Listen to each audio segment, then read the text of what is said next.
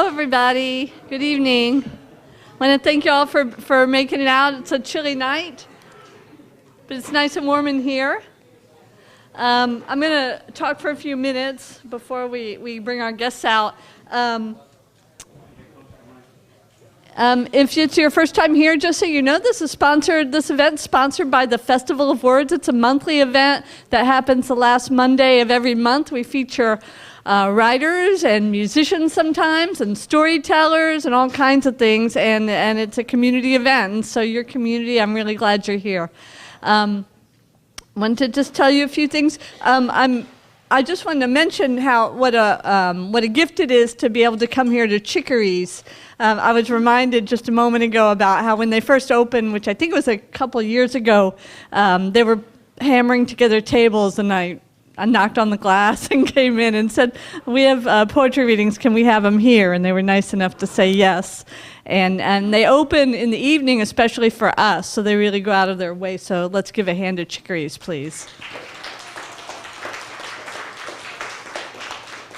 And just so you know, you're welcome to get up. They have a menu, limited menu tonight, some great drinks and food items, but they're usually open for lunch and breakfast. They have really great breakfast, so my highest recommendation. Let's see, what else did I want to tell you? I also want to, sometimes I forget to say thank you, so I'm going to start with the thank yous. I want to say thank you to my husband, Olin, who went to tremendous effort to set up the sound and the lights and everything for us, and he does it every month tirelessly without complaints. I want to give a hand for Olin. And I want to give a hand to Danny. Danny videotapes it also it's a passion of his. He videotapes for us every month, and this will appear on AOC, and it's really very high quality video. So it's really such a gift to have that available to us. So let's give a hand to Danny. Okay. And I want to share with you some of the way the evening works. It is community, so we have some things inserted here that give you an opportunity to participate. There's an open mic list, and did you want to participate in the open mic? So I'm going to pass that around. So if you'd like to share something, it's 5-minute limit. But if you want to share something you've written or that you want to sing or a story, you're welcome to. So there's an open mic list. Also, there's a group poem somewhere. Where is that group poem? Is it over here? Okay, there's a group poem, so make sure you get to add your line to it. I forgot what is the prompt for the group poem? Okay, and then that's taken from the beginning of a poem that Liz had written, so I stole that line to use as a prompt. I thought it worked nicely. So please add a line, and then sometime this evening, that'll be our poem, and so we'll get someone to read it out loud. Let's see, what else? Let's see, I think those are the basics. So, I didn't trip over anything, all right. Let's give one more hand for Liz Burke.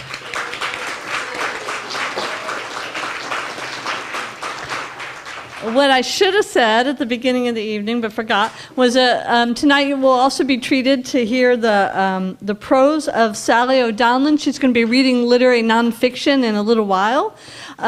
We also have people signed up for the open mic. If you'd like to participate in the open mic, let me know. There's a 5-minute limit. And if you wouldn't mind, I think I'd like to break the open mic up a little bit. I'd like to see if I can get someone to read right now for the open mic, and then we'll take a break, and then we'll bring someone back. I have Tammy Whittington signed up first. Are you willing to read, Tammy? That would be great. If you could, please give a big hand for Tammy Whittington.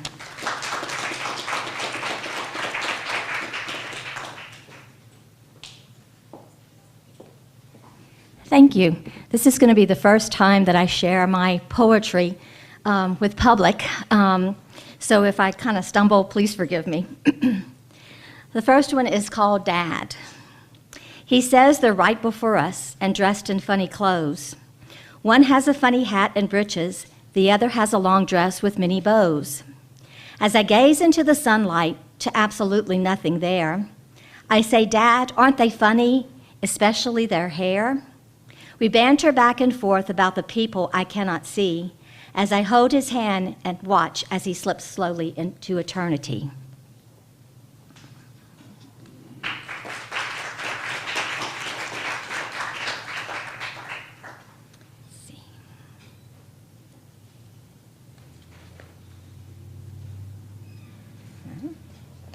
See if I can get the second one here. Okay. The second one is called Mom and Friends in the Mirror. My mom had Alzheimer's, and I kept a journal, and I had many, many poems in that journal, and I moved and can't find that journal. So I've tried to remember some of them and write them down again, and this was one of them. She stands before the mirror, amused at what she sees. She points and laughs and cheerfully waves, as if she's swatting away bees. I watch her for a while till she sees that I am there, then go and stand beside her, and for a moment we two share. Her world, which is the present, for she no longer acknowledges time, she lives there more and more now as she slowly slips from mine. We stand there hand in hand and kiss our friends goodbye. As I lift a quiet thank you to heaven, I wipe a tear falling from my eye.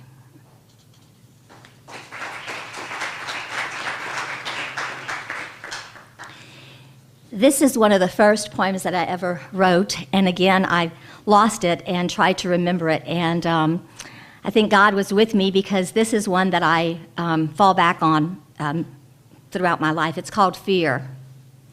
Fear once again grips my soul as it once did in days of old. It wraps its arms around me tight. It stops my breath so I can't fight. It throws me back some place and time and tries to steal what's rightfully mine. Time has passed, and I'm older and much wiser, and now see fear as a thief and a liar. So I shout God's name into the night, take up my sword, stand up and fight. I take back all that fear has stole and claim my throne on streets of gold.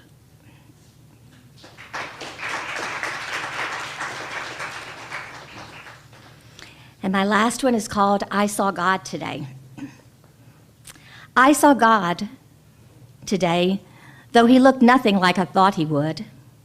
No bronze skin, long dark hair, or royal robe. He had a smile so big as he spun around. His giggles filled the air as he hit the ground. He reached up for his brother's hand, and they spun some more in their make-believe land.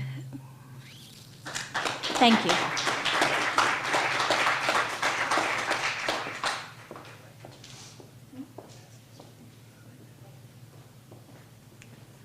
Let's give one more hand for that debut reading of Tammy Whittington.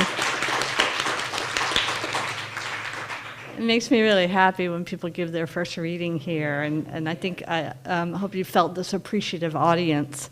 We're going to take a short break. It's a great opportunity to get a bite to eat or something to drink or say hello to your friends if you like. If you didn't get a chance, where did the group poem, where did that end up? Who has that? It's over here? Okay, get a hold of that group poem and add your line if you didn't get a chance to, and then we'll read that a little later on. We'll take about 10 minutes. Thanks so much. In a moment, you're going to hear from Sally O'Donnell, but first we're going to kind of spread the open mic over the evening. And so beforehand,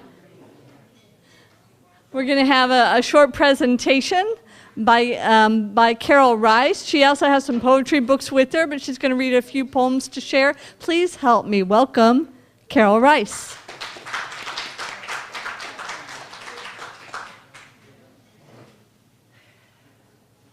Hello, everyone. Can you hear me? Am I in the right spot now for the mic? I want everyone to hear every word, of course. A cold day, freezing, no sun, a dust of snow atop the fence. A fat cardinal is eating the spillover from my bird feeder. A squirrel's tail hangs out of the bird feeder. The dull red bird is by the Buddha statue. And a small brownie thing is perched on the Buddha's head. Now on the fence, a placid bird with a white chest is just watching. And over on the maple tree, a very big blue jay pauses, then goes to ground to get something edible. A few fly away and a brown dove arrives. I wonder who else will come before I finish washing the dishes. Every sink should have such a view.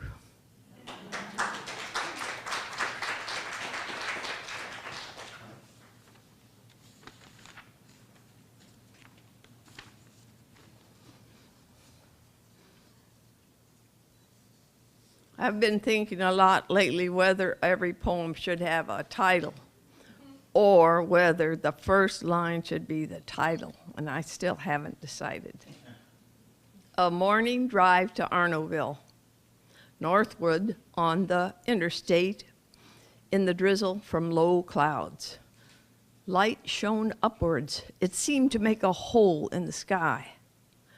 The artist heart in me gladdened each mile until the hills blocked the sight. Still, the feeling lingered after the turn east all the way to Grand Coteau, then past the monastery, down the long, long hill to the dark and welcome silence of my farm. In its dim, unlit windows, promises.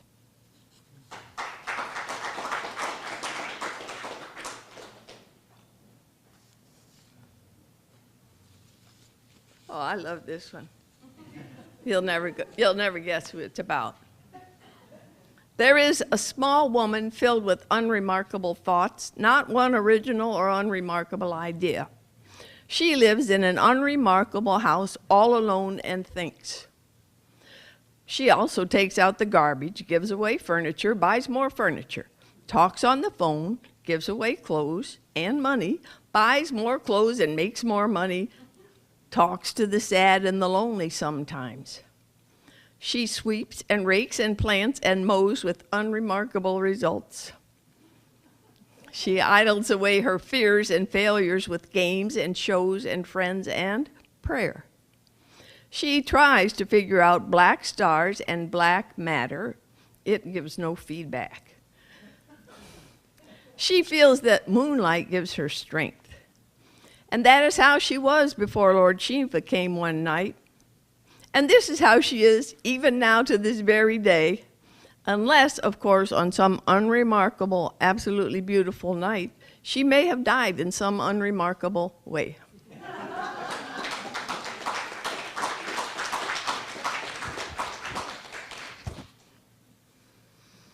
All right, this one's called Restless. It has its own title. Soon all the circles will finally come together. Oceans will stop waving, winds will cease. No sound will oscillate from ancient violins. Even sun will not rise. No ponies will climb the yellow hills to the green pastures high on the mountain. Matter will wind itself into energy. Energy will become personal, like the angels of early times. And we will be soaring into nothingness while our joined mind imagines what universe to create anew.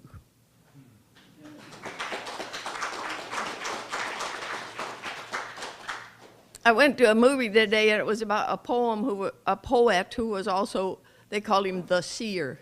And I feel like when I wrote this poem, I was the seer. All right. I love this one. I hate to say that, but I love this one. Just pretend I didn't say it. All right. In the dark forests of Salulabar, the Lord Shiva slithers a lizard. Up a moss-barked tree, his eyes yellow stars.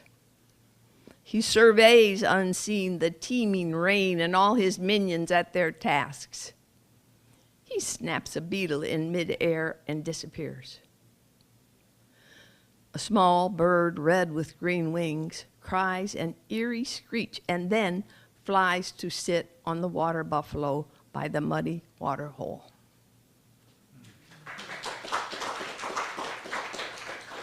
Personally, I think the name of that should be Imminence, but who knows?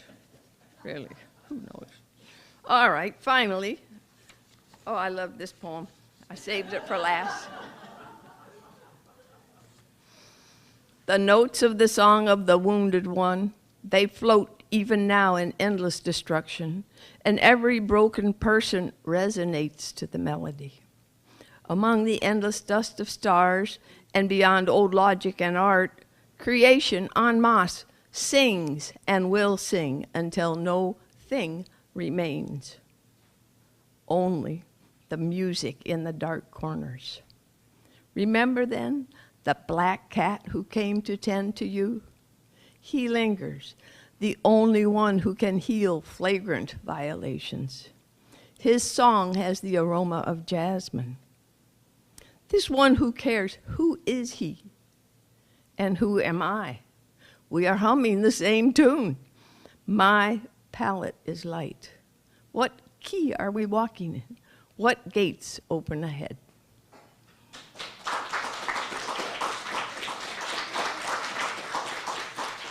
Thank you all. I totally enjoy reading out here at Grand Coteau, where I started reading poetry and I was scared to death to open my mouth.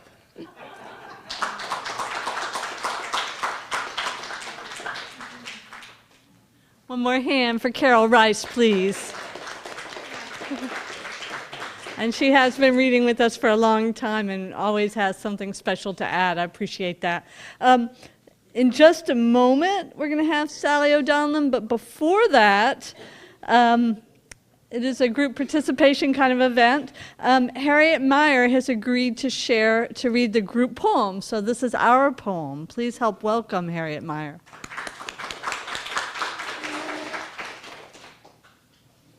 Well, I have to ask, how many people are retired in here? Because, yeah, there's some lines, and I just wondered. Yeah, I'm not. Just retired. Okay, so sassy about it. I get it.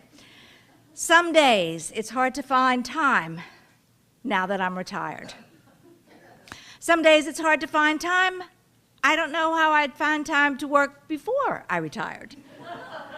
Some days it's hard to find a smile. Some days it's hard to find a bargain. Some days it's hard to find a clear and open mind. Some days it's hard to find a camellia bloom with no brown tainting the white. Some days it's hard to find that man of mine. That's from Karen Borg. Some days it's hard to find a clear thought on a cloudy day. Some days it's hard to find a better way to spend an evening hour than in the company of folks who love words. Okay, that's us.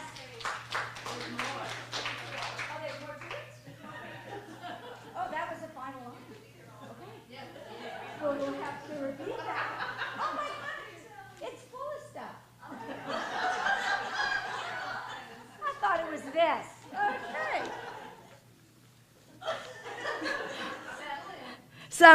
Settle in. Some days it's hard to find time now that I am retired. This is the second time for that one.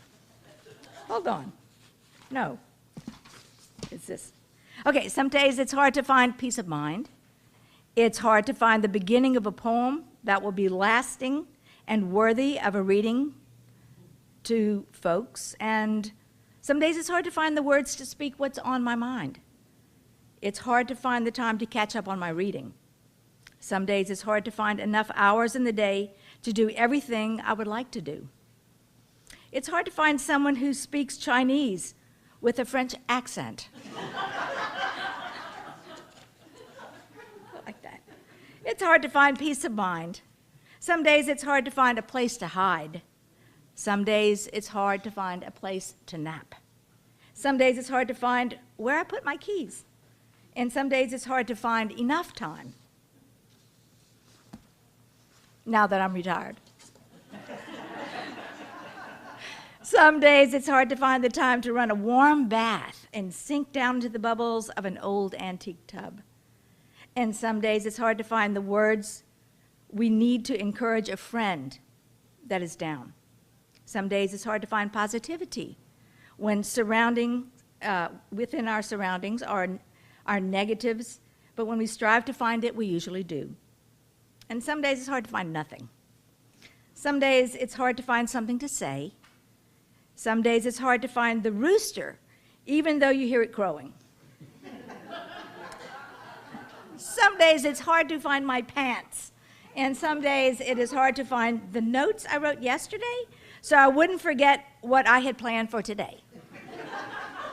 Now that I'm retired. Now that I'm retired. This is someone very happy with that.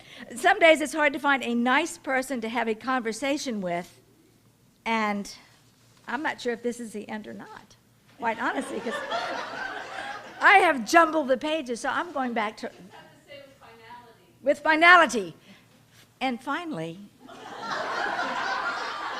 some days it is hard to find a better way to spend an evening hour than with people who love words.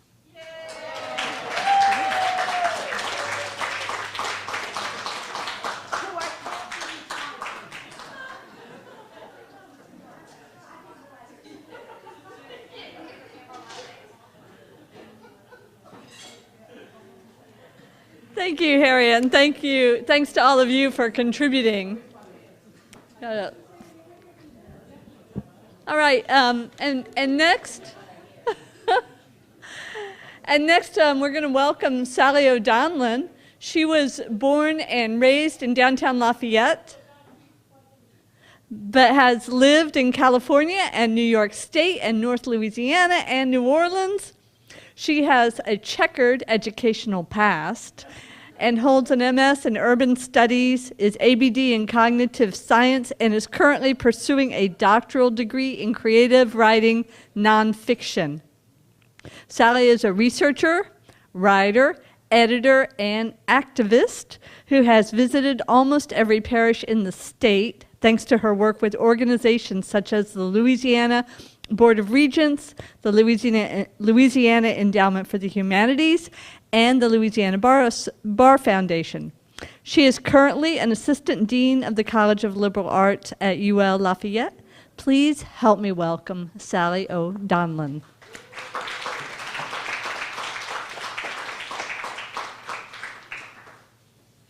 Whew, I made it. Okay, you all don't know, I fall down a lot. So I got up here. I work in prose. I don't know if it's nonfiction or not, but they're stories. I brought 3 pieces. They're all different. The first 2 deal with external landscapes, and the third one, if you still want to hear it and we have time, deals with internal landscapes, and they're all different. So if you don't like one, you might like one of the others. Yeah, so I'm just going to tell you some stories, except I'm going to read them, okay? And I just want to say thank you to everybody who came out. It's an awful cold night, and I'm glad to see everybody here. I really like that poem that Harriet just read. Can y'all hear me? Yes. Yes, usually people can hear me. This first story is called A Crack in the World. It seemed like he came from nowhere, that the air crackled suddenly, and he was there. He came through the crowd like a bull through some high corn, scattering people as he went. He got to her, and the world cracked. He grabbed her by the arm, wrenched it, and started moving again.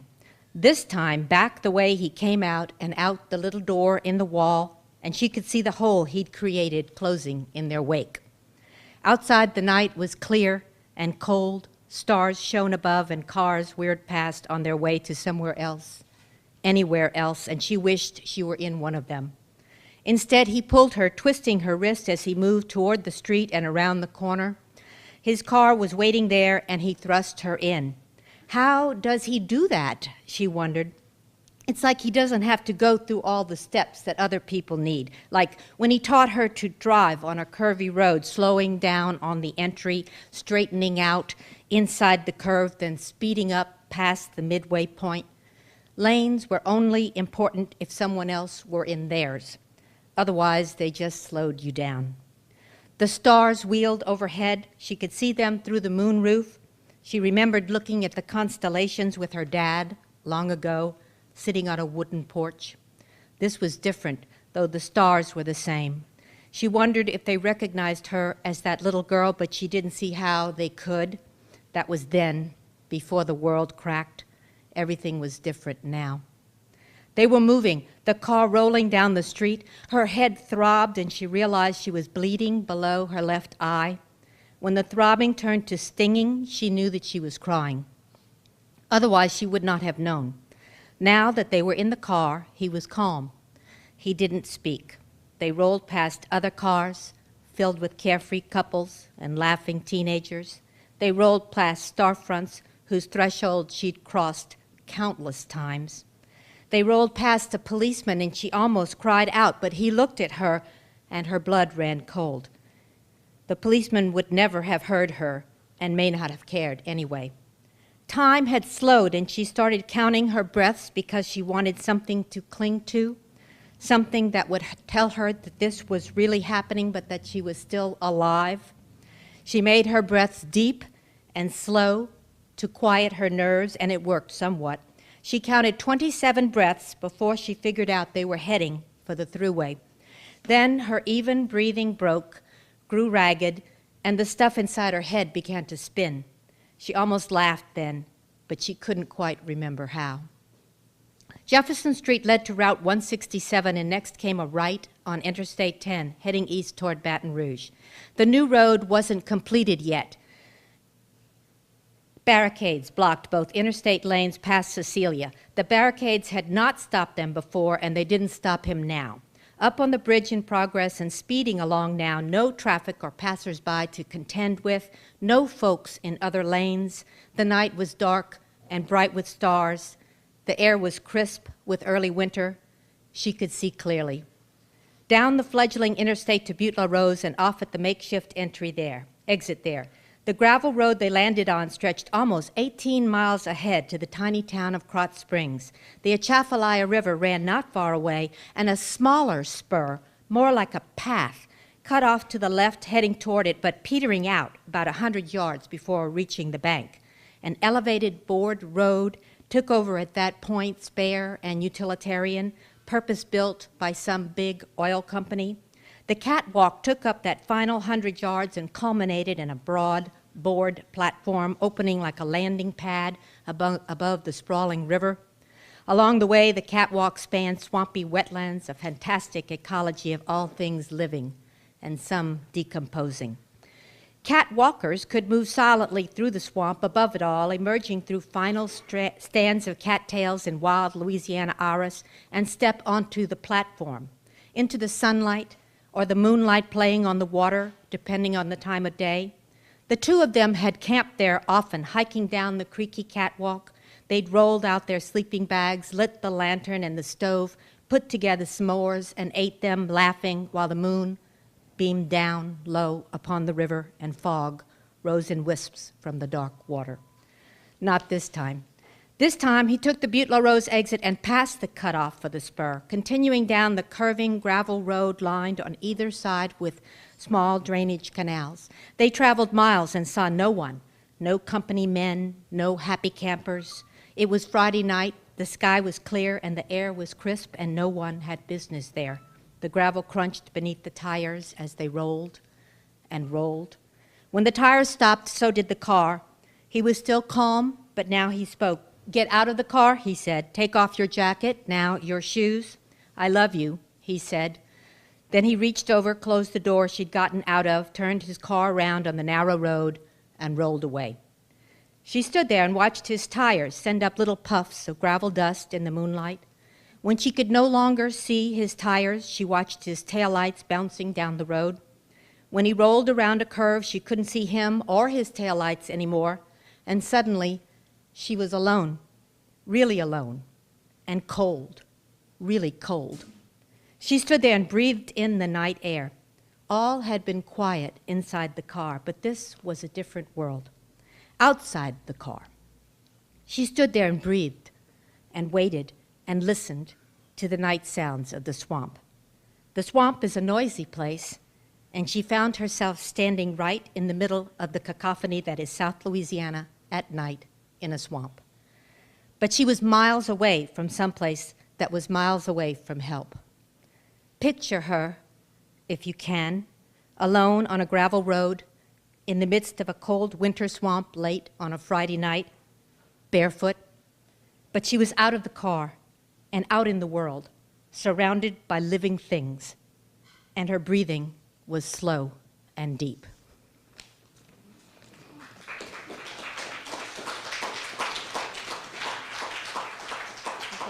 You want to hear another one? I promise it'll be cheerier. Yeah. Okay. This one is about, I grew up in downtown Lafayette. Okay. Many of you know downtown Lafayette. You know where Parc Sans-Souci is? The little park downtown? I grew up right there. Not in a tent. There was once a house. Okay. So this one is called Manna from Heaven. I grew up in a weather-beaten old wooden house, one of those that people drive by and say was probably really nice in its day. The paint had flaked off the clapboards and the pilings were grown up with weeds. We did have an uncommonly beautiful and gnarly old crepe myrtle in front. We had to snap off our own switches from that tree. And I can tell you that the longest walk I ever made to this day was returning with a switch so my daddy could swat me with it. Once, I remember my father pointed to it to demonstrate how large the shells were on the battleship Bismarck from that old song about how the Germans sank the hood. The few friends who'd agreed to come over at all said the house looked like it was haunted. All in all, it was a great house for a kid to grow up in. One of the greatest things about the house was the location. I know that's a bit of a cliche, but in this case, that old chestnut rings with the clarity of truth. The house I grew up in was right downtown. Back in the day, when downtown was a very different place, a seedier and more raggedy place. Compared to downtown today, the neighborhood seemed a bit down in the mouth, but I didn't realize that then. That type of comparison never occurs to a girl growing up in a seedy southern downtown, though all that comes later as your frames of reference expand. Back then, that was all I knew. Up at one corner, there was Hyman's department store with its fabulous fabric department in the balustered mezzanine where my brothers and I picked up our Boy Scout and Girl Scout paraphernalia. That mezzanine also featured a swell overlook perspective that came in handy when playing hide and seek.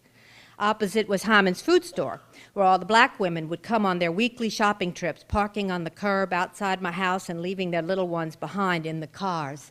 I'd sit on the curb and chat the kids up until their mamas came back, pushing carts, heavy laden with groceries.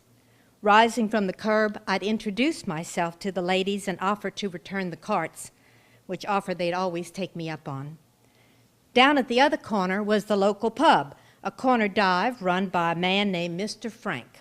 My folks always called the place Frank's, but the faded gilt label on the glass window in the door proclaimed it the Senator's Lounge. Dad said it was a joke that Mr. Frank played on unwitting first-timers. There was always a poker game going in the back room and a real root beer tap right up near the front door. We kids weren't allowed to go in, but we could stick our heads and our torsos around the front door, knock on the bar, and hand Mr. Frank our glass. He always sat on a stool behind the bar. Near the front, he'd fill it full and give us a good head of foam. I've seldom had better root beer in my entire life. 1 block down from the Senator's Lounge and a block and a half from my house was the public library. Polk Street teed into East Main at that point, and the library sat squarely in the middle. You could see the library coming as you walked toward it. It was always a reassuring sight.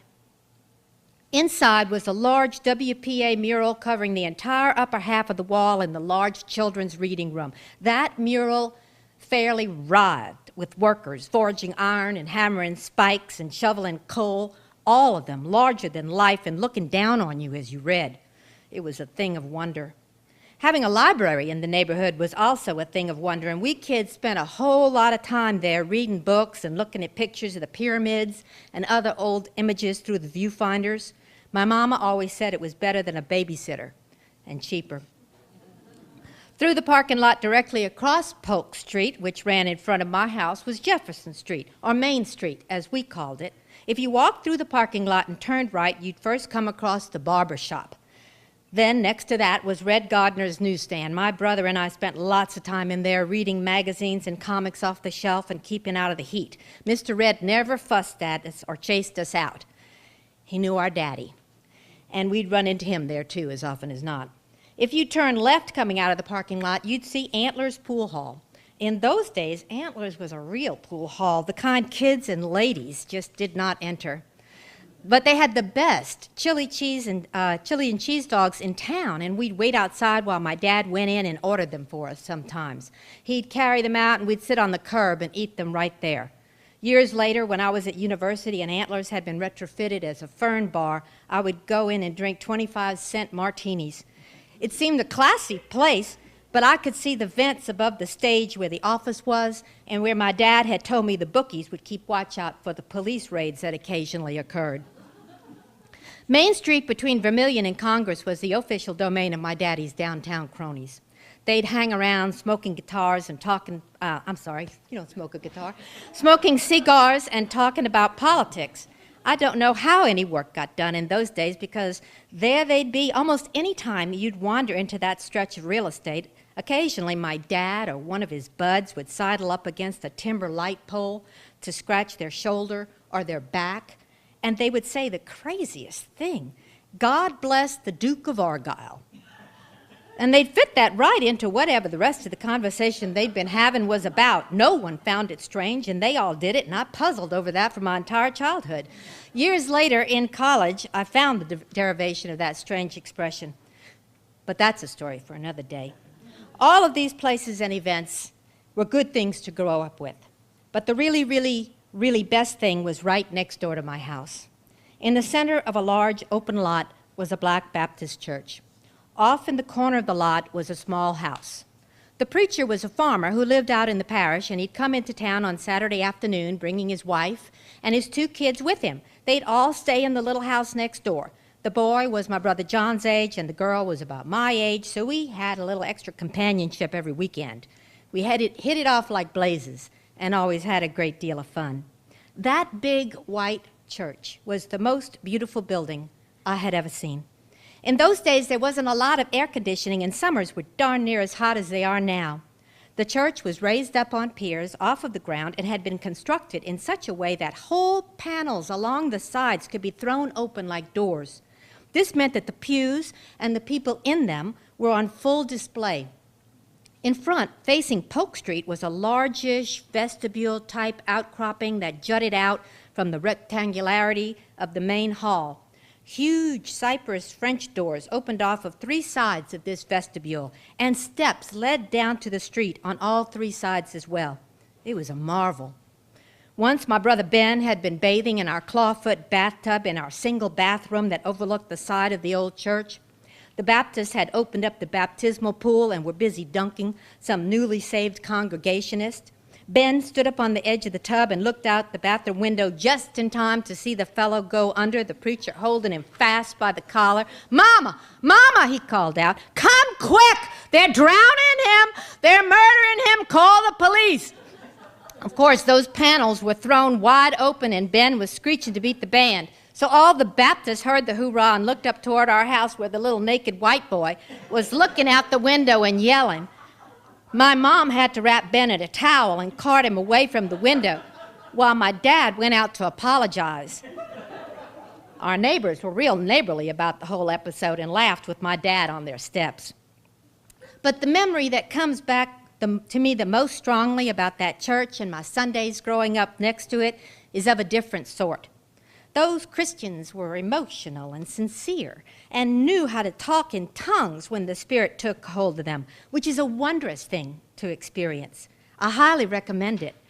Now, whether it will have the same effect on you as it did on 2 small children, I cannot say, only that it was a wondrous thing. Most Sundays, my brother John and I would watch while the Baptists pulled up in their cars parked along the street in front of our house, climbed out and mingled in all their finery. They were some of the handsomest and best dressed folks I have ever seen to this day, and the friendliest. They'd arrive almost an hour before the service began and stand around talking and laughing. It seemed to be the social occasion of the week. John and I loved to see the suits and the dresses and the hats and shoes. We always picked out our favorites.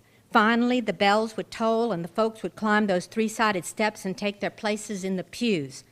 The preacher would start to preaching, and the Christians would start responding. Pretty soon they had a fairly good give and take going, and things picked up dramatically.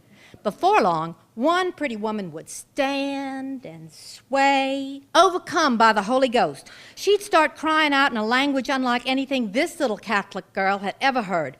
She was talking in tongues. After that, others would be inspired by the Spirit, and they'd start up too. As soon as the last folks had settled into their pews, John and I would have wandered over to the church and crept up the central steps. Reclining in the sun, we'd rest our heads on the topmost step and peek over the threshold, right down the center aisle of the church. We'd watch the folks swaying and calling and talking to their Savior, and we were mesmerized. Believe me when I tell you, it was the most interesting thing I can ever recall seeing. To a 6-year-old, it was pure magic. The service wore on, the sun beamed down, the gospel music swelled, and the strange language rose and fell in the warm air. At some point, John and I would both fall asleep, right there sprawled out on those broad white steps. We'd waken when a couple of those good people, the first out of the church, found the little white kid sleeping on the steps and scooped us up in strong arms. Carrying us back to our house next door, the men would joke about picking up manna from heaven. They'd knock on our door, John and I still groggy from napping in the sun and hymns still ringing in our heads, and deliver us to our mama. Still filled with the Spirit, they'd always thank her for letting them carry us home.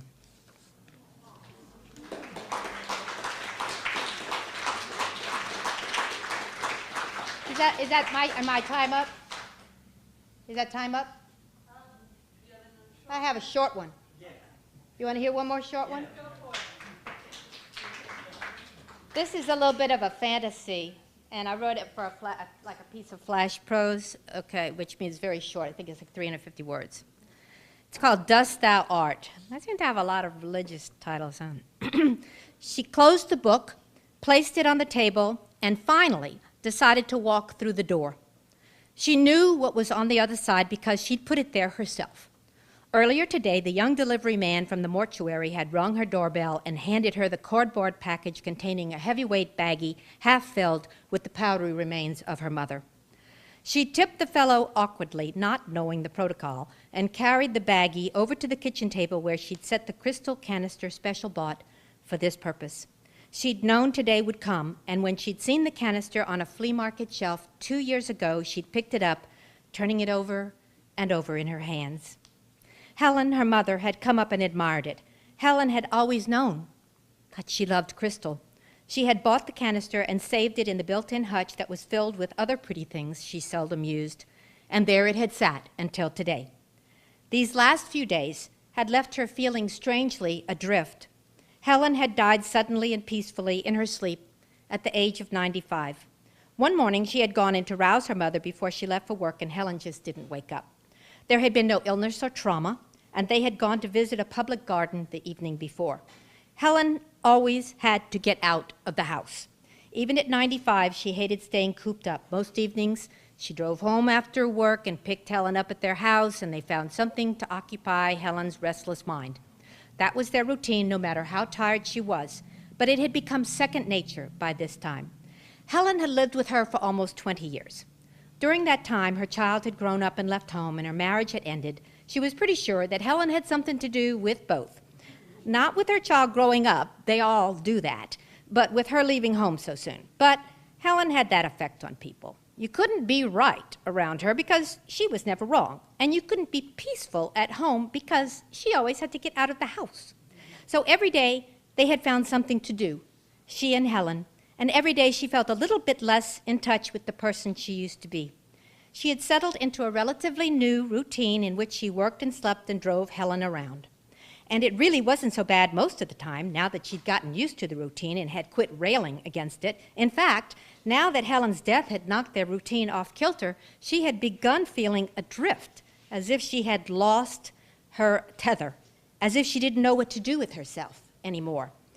That was what she was trying to find just now, the kind of peace she used to find in books. But it wasn't working. The squiggly black marks kept jumping around and her saccades kept stuttering across the page. That was why she closed the book, placed it on the table, and finally decided to walk through the door. She walked through the door, picked up the beautiful crystal canister and placed it into the decorated box in which it fit so nicely, and headed for the garage. She opened the passenger door, positioned the box holding the canister in the middle of the seat, wrapped the seatbelt around it, and snapped the buckle into place. She walked around the front of the car, climbed in, and turned toward the box. "Okay, Helen," she said, "where to tonight?"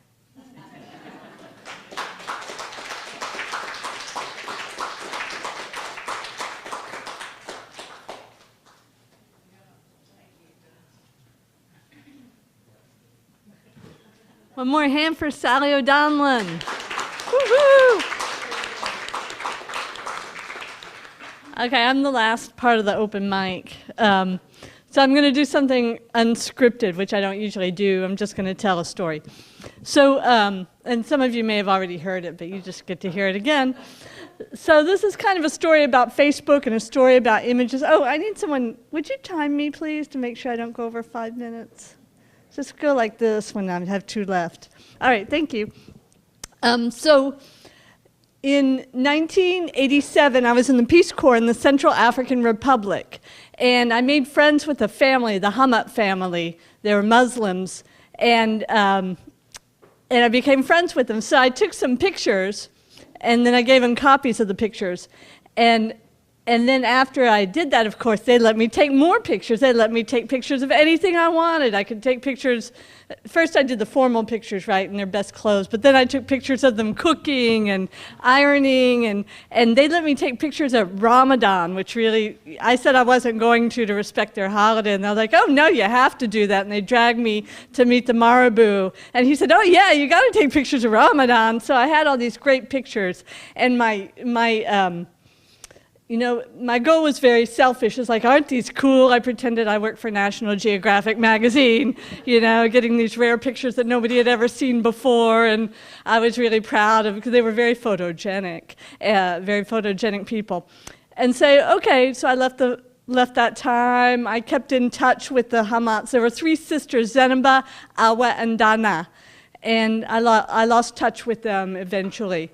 And then over 30 years later, I went on Facebook, and I kind of Googled Awa, because I thought she was the most educated, she'd be the most likely to be on Facebook, and she responded to me, and all these things had happened in the Central African Republic since. I'd given them pictures, right? I had essentially.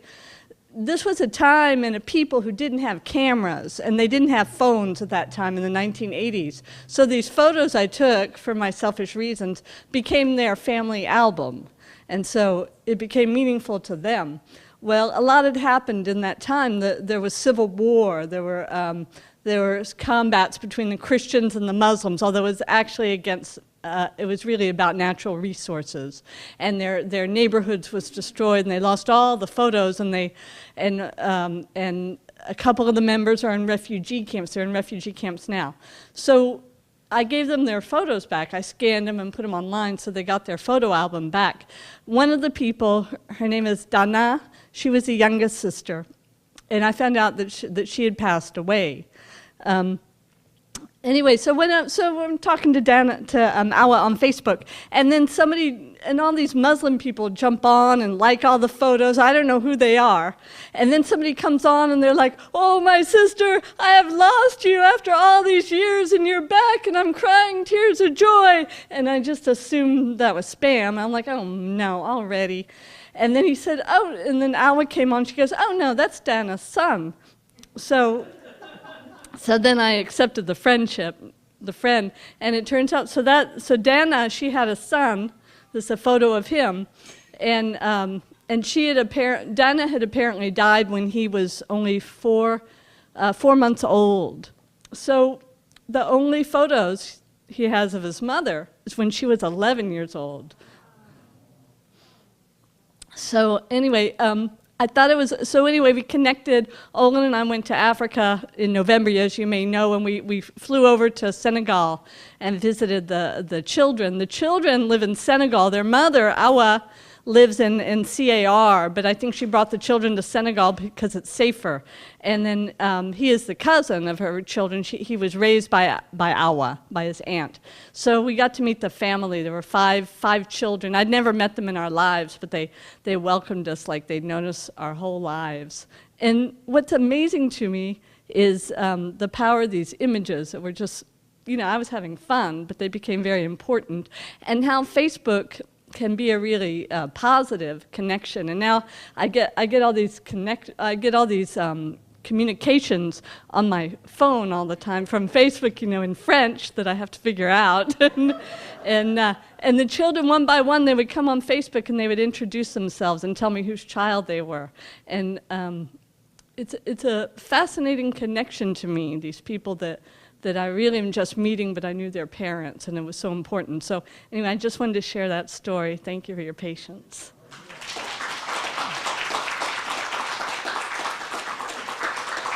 Thank you. And I'm going to write about it, but I'm still working on it. I'd like to give a big thank you to our featured guests tonight, Sally O'Donnell and Liz Berg. Please give them a big old hand. Thanks to all of you for being here. If you've never been to this cafe before, I hope you'll come back and become one of the regulars. If you haven't participated in a Festival of Words event, we have events all year, and we have a big one in November. We have a word crawl. We have all kinds of things. So you can like us on Facebook, okay, which is positive. And thanks again for being here.